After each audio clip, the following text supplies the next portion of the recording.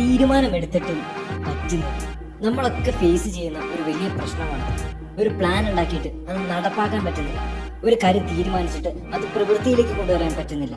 ഇത് എന്തുകൊണ്ടാണ് എന്ന് നമ്മൾ ചിന്തിക്കണം. ഒരു തീരുമാനം എടുക്കുന്നത് അർത്ഥമാക്കുന്നത് അതിന്റെ എൻഡ് റിസൾട്ട് നമുക്ക് ആഗ്രഹമുള്ള ഒരു കാര്യമാണ്. ഫോർ എക്സാമ്പിൾ, നമ്മൾ എല്ലാ ദിവസവും വർക്കൗട്ട് ചെയ്യാൻ തീരുമാനിക്കുന്നുണ്ടെങ്കിൽ അതിന്റെ അർത്ഥം നമുക്ക് നല്ലൊരു ബോഡി, നല്ലൊരു ഫിസിക് ആഗ്രഹമുള്ളത് കൊണ്ടാണ്. അതായത് അതിന്റെ ഔട്ട്കം നമ്മൾ ഏറ്റവും ഡിസൈർ ചെയ്യുന്ന ഒരു കാര്യമാണ്. പക്ഷേ അതേസമയം ഇതിനകത്തൊരു പ്രോസസ് എന്ന് പറയുന്ന ഒരു കാര്യം കൂടിയുണ്ട്. അവിടെ ഹാർഡ് വർക്ക് വേണ്ടതുണ്ട്. ഈ പ്രോസസ്സ് ചെയ്യാൻ നമ്മൾ റിലക്റ്റഡ് ആയതുകൊണ്ടാണ് തീരുമാനമെടുത്തിട്ട് നമുക്ക് ചെയ്യാൻ പറ്റാത്തത്.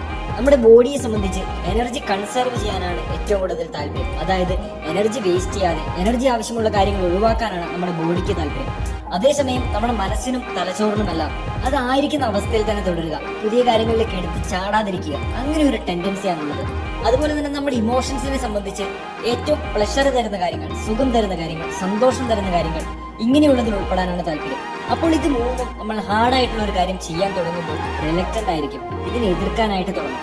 അതായത് നമ്മളൊരു തീരുമാനം എടുക്കുമ്പോൾ നമുക്ക് വേണ്ട എൻഡ് റിസൾട്ട് നമുക്ക് അപ്പോഴും ആഗ്രഹമുണ്ട്, പക്ഷെ അതിന് വേണ്ട പ്രോസസ് ചെയ്യാൻ നമുക്ക് മടിയാണ്, നമുക്ക് പറ്റുന്നില്ല എന്നുള്ളതാണ്. നമ്മൾ ശ്രദ്ധ കൊടുക്കേണ്ട ഭാഗം എന്ന് പറയുന്നത് പ്രോസസ് എന്ന് തന്നെയാണ്. രണ്ട് കാര്യങ്ങളാണ് അതിനകത്ത് ഇൻവോൾവ് ആയിട്ടുള്ളത്. ഒന്ന് ഡിസിപ്ലിൻ, രണ്ട് മോട്ടിവേഷൻ. സെൽഫ് ഡിസിപ്ലിൻ എന്ന് പറയുന്നത് വളരെ ലിമിറ്റഡ് ആയിട്ടുള്ള ഒരു എനർജിയാണ്. അത് നമുക്ക് എല്ലാ കാര്യത്തിലേക്കും എല്ലാ സമയവും പ്രതീക്ഷിക്കാൻ പറ്റില്ല. അതുകൊണ്ട് നമ്മൾ ചെയ്യാൻ ഉദ്ദേശിക്കുന്ന പ്രോസസ്സിനെ ഏറ്റവും എൻജോയബിൾ ആക്കുക, ഏറ്റവും രസകരമാക്കുക എന്നുള്ളതാണ്, ഏറ്റവും എളുപ്പമാക്കി തീർക്കുക എന്നുള്ളതാണ്. അതുപോലെ തന്നെ മോട്ടിവേഷൻ ഉണ്ടെങ്കിൽ നമുക്ക് പലപ്പോഴും ഡിസിപ്ലിൻ എന്നൊരു കാര്യത്തെ ആശ്രയിക്കേണ്ടി വരില്ല. അതുകൊണ്ട് നമ്മുടെ മോട്ടിവേഷൻ ലെവൽസ് പ്രോസസ്സിന്റെ സമയത്ത് എങ്ങനെ ഹൈ ആയിട്ട് നിർത്താം, എങ്ങനെ മോട്ടിവേഷൻ നമുക്ക് കീപ്പപ്പ് ചെയ്യാം എന്നുള്ളതാണ്. ബിൽ ഗേറ്റ്സ് പറയുന്നുണ്ട്, ഞാൻ എന്റെ 20കളിൽ ഒരു ദിവസം പോലും അവധിയെടുത്തിട്ടില്ല, ഒരു ദിവസം പോലും. അതായത് ഇങ്ങനെ അധ്വാനിച്ച് നേടണമെങ്കിൽ നമുക്ക് ആ പ്രോസസ്സിനെ, അതായത് അതിലടങ്ങിയിട്ടുള്ള ഓരോ ഘടകത്തെയും അത്രമാത്രം സ്നേഹിക്കാനായിട്ട് കഴിയണം. ഇയാൻ ഫ്ലെമിംഗ് ആണ് ജെയിംസ് ബോണ്ട് ക്യാരക്ടറിനെ സൃഷ്ടിക്കുന്നത്. അദ്ദേഹത്തിന് വളരെ ശക്തമായ ഒരു ഭാവനാശക്തിയും അതുപോലെ തന്നെ നന്നായിട്ട് വരയ്ക്കാനുള്ള കഴിവും ഉണ്ടായിരുന്നു. അതുപോലെ ബ്രിട്ടീഷ് നേവൽ ഇന്റലിജൻസിൽ ഒരു ഓഫീസറായിട്ട് സേവനം ചെയ്തുകൊണ്ട് വർഷങ്ങളുടെ അനുഭവ സമ്പത്തും അദ്ദേഹത്തിന്റെ കൈകളിൽ ഉണ്ടായിരുന്നു.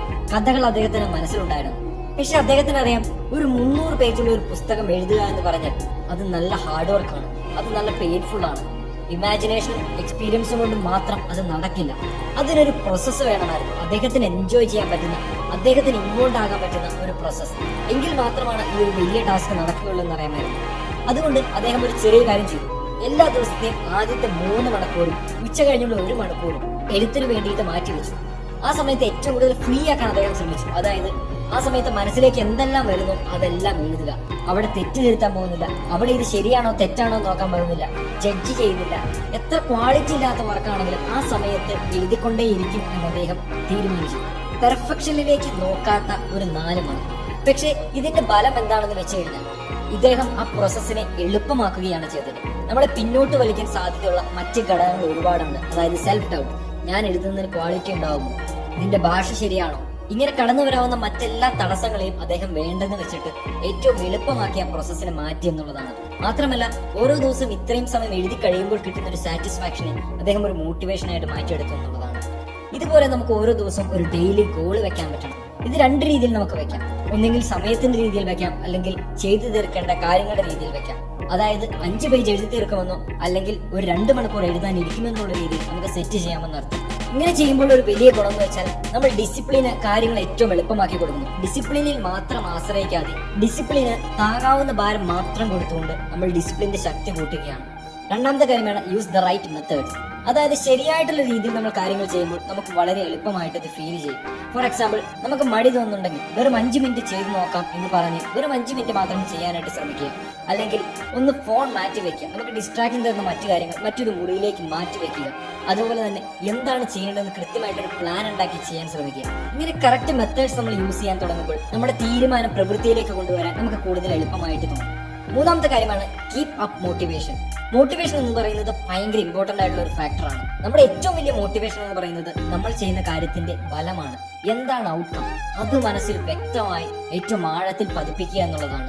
ആ എൻഡ് ഗോൾ എപ്പോഴും മനസ്സിലുണ്ടാകണം. അതുപോലെ തന്നെ നമ്മുടെ പ്രോസസ്സിന്റെ ഓരോ ഭാഗവും ചെറിയ ചെറിയ കഷ്ണങ്ങളായി മുറിച്ച് ചെറിയ ചെറിയ ഭാഗങ്ങളായി പൂർത്തിയാക്കാൻ നോക്കുക. അപ്പോൾ ഓരോ ഭാഗം തീർക്കുമ്പോഴും നമുക്ക് കിട്ടുന്ന ഒരു സാറ്റിസ്ഫാക്ഷൻ നമ്മളെ മോട്ടിവേറ്റ് ചെയ്യും. അതുപോലെ പെപ്ടോക്കുകൾ നടത്തുക. അതായത് പെപ്ടോക്ക് എന്ന് പറഞ്ഞാൽ നമ്മൾ സ്വയം സംസാരിക്കുക, നമ്മളോട് തന്നെ ചില സമയങ്ങളിൽ സംഭാഷണങ്ങളിൽ ഏർപ്പെടുക. ഇങ്ങനെയെല്ലാം കഴിയുന്ന രീതിയിൽ നമ്മളെ തന്നെ മോട്ടിവേറ്റ് ചെയ്ത് മോട്ടിവേഷൻ ലെവൽ ഉയർത്തി നിർത്താൻ ശ്രമിക്കുക എന്നുള്ളതാണ്. ഇനി നാലാമത്തെ കാര്യം വളരെ ഇമ്പോർട്ടന്റ് ആയിട്ടുള്ള ഒരു കാര്യമാണ്. നമ്മൾ ചെയ്യുന്ന കാര്യത്തെ, ആ പ്രോസസ്സിനെ സ്നേഹിക്കാൻ പഠിക്കുക. സ്പൈഡർമാൻ എന്ന കഥാപാത്രത്തിന് ജന്മം നൽകിയ സ്റ്റാൻലി ഒരു കാര്യം പറയുന്നുണ്ട്: do what you love and love what you do. നിങ്ങൾ സ്നേഹിക്കുന്നത് ചെയ്യുക, അതുപോലെ തന്നെ നിങ്ങൾ ചെയ്യുന്നതിനെ സ്നേഹിക്കാൻ പഠിക്കുക. പലപ്പോഴും നമുക്ക് ഏറ്റവും ഇഷ്ടമുള്ള കാര്യങ്ങളാവണമെന്നില്ല നമ്മൾ എപ്പോഴും ചെയ്യുന്നത്. പക്ഷേ നമുക്ക് ആ പ്രവൃത്തിയെ ഇഷ്ടപ്പെടാൻ നമ്മൾ കാരണങ്ങൾ കണ്ടുപിടിക്കുക എന്നുള്ളതാണ്. നമ്മളൊരു കാര്യം ഇഷ്ടപ്പെടുമ്പോൾ അത് നമുക്ക് ചെയ്യാനായിട്ട് വളരെ എളുപ്പമായിട്ട് മാറും. മാൽക്കം ഗ്ലാഡ്വെൽ പറയുന്നുണ്ട്: hard work is a present only if it does not have a meaning. അതായത് നമുക്ക് ഭാരമായിട്ട് തോന്നുന്നത് അത് അർത്ഥമില്ല എന്ന് വരുമ്പോഴാണ്, നമുക്കൊരു സന്തോഷം കിട്ടുന്നില്ല എന്ന് വരുമ്പോഴാണ്, നമ്മളതിനെ സ്നേഹിക്കാതെ വരുമ്പോഴാണ്. അപ്പോൾ ആ ഒരു പ്രശ്നം മാറ്റി നിർത്താൻ ശ്രമിക്കുക എന്നുള്ളതാണ്. ഇനി അഞ്ചാമത്തെ ഒരു പോയിന്റാണ് ഹാർഡ് വർക്ക് ചെയ്ത് അതിന്റെ സാറ്റിസ്ഫാക്ഷൻ മനസ്സിലാക്കുക എന്നുള്ളത്. അതായത് നമ്മളിൽ ചില തീരുമാനങ്ങൾ എടുത്ത് അത് പ്രവൃത്തിയിൽ കൊണ്ടുവരുമ്പോൾ, ചില ഗോളുകൾ സെറ്റ് ചെയ്ത് ആ ദിവസങ്ങളിൽ അത് ചെയ്യുമ്പോൾ നമുക്ക് കിട്ടുന്ന ഒരു സാറ്റിസ്ഫാക്ഷൻ ഉണ്ട്, ഒരു സന്തോഷമുണ്ട്. അത് ഓർത്തിരിക്കുക എന്നുള്ളതാണ്. കുറച്ച് ദിവസങ്ങൾ നമുക്ക് ഹാർഡ് വർക്ക് ചെയ്ത് കഴിയുമ്പോൾ ഹാർഡ് വർക്ക് നമ്മുടെ ജീവിതത്തിലേക്ക് കൊണ്ടുവരുന്ന ഒരു സന്തോഷം, ഒരു സാറ്റിസ്ഫാക്ഷൻ നമുക്ക് മനസ്സിലാവും. അത് നമ്മുടെ മനസ്സിൽ കീപ്പ് ചെയ്യുക എന്നുള്ളതാണ്. കോബി ബ്രയാന്റ് പറയുന്നുണ്ട്: great things come from hard work and perseverance. ഏത് വലിയ ബിസിനസ്സുകാരുടെ ജീവിതത്തിലേക്ക് നോക്കിയാലും, എന്റർപ്രണേഴ്സിന്റെ ജീവിതത്തിലേക്ക് നോക്കിയാലും, അത്ലറ്റുകളുടെ ജീവിതത്തിലേക്ക് നോക്കിയാലും നമുക്ക് സംശയമില്ലാതെ കാണാൻ പറ്റുന്ന ഒരു കാര്യം എന്ന് പറയുന്നത് ഹാർഡ് വർക്കാണ്. ഈ ഹാർഡ് വർക്കാണ് ഫലം കൊണ്ടുവരുന്നത്. അതുകൊണ്ട് ഹാർഡ് വർക്കിന് ഫലമുണ്ടെന്ന് നമ്മൾ ഒരിക്കലും മറക്കാതിരിക്കുക എന്നുള്ളതാണ് ഏറ്റവും ഇമ്പോർട്ടൻ്റ് ആയിട്ടുള്ള കാര്യം. അതുകൊണ്ട് ഇന്നു മുതൽ നമ്മൾ പരിശ്രമിക്കേണ്ടത് തീരുമാനം എടുത്താൽ മാത്രം പോരാ, തീരുമാനത്തെ എങ്ങനെ പ്രവൃത്തിയിലേക്ക് കൊണ്ടുവരാം, എങ്ങനെ ആ പ്രോസസ്സിനെ സ്നേഹിക്കാൻ പഠിക്കാം, എങ്ങനെ പ്രോസസ്സിനെ ഏറ്റവും എളുപ്പമുള്ളതാക്കി തരാം. തോമസ് ജെഫേഴ്സൺ പറയുന്നുണ്ട്: നിങ്ങളുടെ സമയം ഒരിക്കലും മടി പിടിച്ച് നഷ്ടപ്പെടുത്തുന്നില്ല എന്ന് നിങ്ങൾ ഉറപ്പുവരുത്തണം. കാരണം 1 മണിക്കൂർ നിങ്ങൾ ഹാർഡ് വർക്ക് ചെയ്തിട്ട് അതിന്റെ ഫലം ഒന്ന് കണ്ടു നോക്കുക. അപ്പോൾ നിങ്ങൾ നഷ്ടപ്പെടുത്തിയ മണിക്കൂറുകളിലെല്ലാം നിങ്ങൾ ഹാർഡ് വർക്ക് ചെയ്തിരുന്നെങ്കിൽ എന്തുമാത്രം ഫലം നിങ്ങൾക്ക് സൃഷ്ടിക്കാമായിരുന്നു. അതുകൊണ്ട് നിങ്ങളുടെ സമയത്തിന്റെ ഫലം നിങ്ങൾ മനസ്സിലാക്കുക, ഹാർഡ് വർക്ക് ഇടാൻ തയ്യാറാണ്.